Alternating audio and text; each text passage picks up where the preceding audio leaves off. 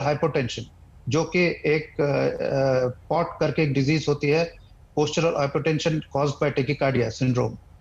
इन patients को अगर चक्कर आ रहा है, चेस्ट में पेन हो रहा है, they should immediately go and seek, immediately hospitals के तरफ जाना चाहिए। क्योंकि आजकल प्रॉब्लम यह है, आप ये बोल सकते हैं कि आपने घर में इलाज करवाइए, लेकिन जब आप हॉस्पिटल्स जाना चाहें और आप बेड देखना चाहें या ऑक्सीजन लेना चाहें, वो तो मिलता नहीं है।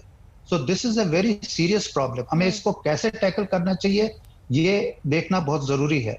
बिल्कुल। नॉट ओनली एडल्ट्स में, आप ये बोल रहे थे कि यंगर पेशेंट्स में इन्वॉल्व, मैं तो ये कहूंगा बच्चों में एक आजकल प्रॉब्लम हुई है जिसको हम बोल रहे हैं कि मल्टी ऑर्गन इन्फ्लेमेटरी सिंड्रोम, जिसमें इवन छोटे बच्चों को हार्ट का प्रॉब्लम हो रहा है और ये सडन डेथ का रीजन होता है। तो एक चीज समझना बहुत जरूरी है कि जो ये इन्फ्लेमेशन है, हार्ट को इतनी बुरी तरह से अफेक्ट करती है। जिन लोगों को रिस्क फैक्टर्स है, they have to be careful. जिनको अंडरलाइंग डिजीज है, they have to be very careful. और इनको हम उस कैटेगरी में नहीं रख सकते हैं कि आप जब आपकी सैचुरेशन कम हो तब आप हॉस्पिटल के बारे में सोचिए।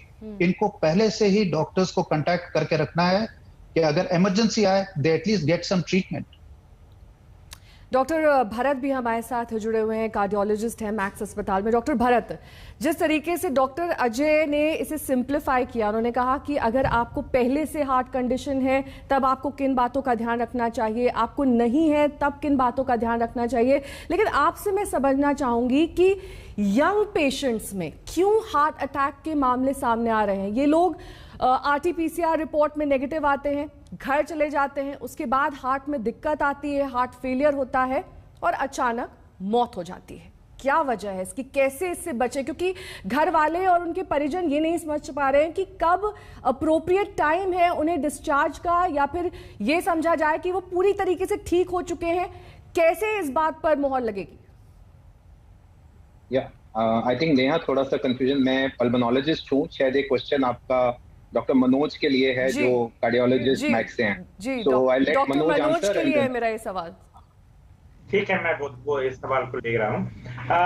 ऐसा है कि सबसे पहले मैं ये बताऊं कि एक RT-PCR निगेटिव हो जाने का मतलब ये नहीं है कि आपकी कोविड की जो है वो बीमारी खत्म हो गई है। ये आपकी इन्फेक्टिविटी को केवल शो करता है। दूसरी, आपको हार्ट कैसे इन्वॉल्व होता है, इसमें 4 चीजें मैं आपको गिन के बता देता हूँ कि जैसे इसका जो बाइंडिंग रिसेप्टर्स है, ACE2 रिसेप्टर्स जो है वो हार्ट में भी होता है। तो एक तो साइटोकाइन स्टॉर्म, जैसा डॉक्टर कॉल भी बता रहे थे, उसकी वजह से मायोकार्डाइटिस होता है। दूसरी चीज है कि जैसे जो हृदय की धमनियां होती है, जिनको हम लोग कॉरोनरी आर्टरीज बोलते हैं, उसकी लाइनिंग भी जो होती है वो भी ACE2 रिसेप्टर्स होती है। तो वहां पे ये काम करके इस लाइनिंग को ब्रेक कर देता है और ये इंडोथेलियल लाइनिंग बोलते हैं इसको। ये बहुत इंपॉर्टेंट है कि आपके नसों में खून का थक्का न जमे।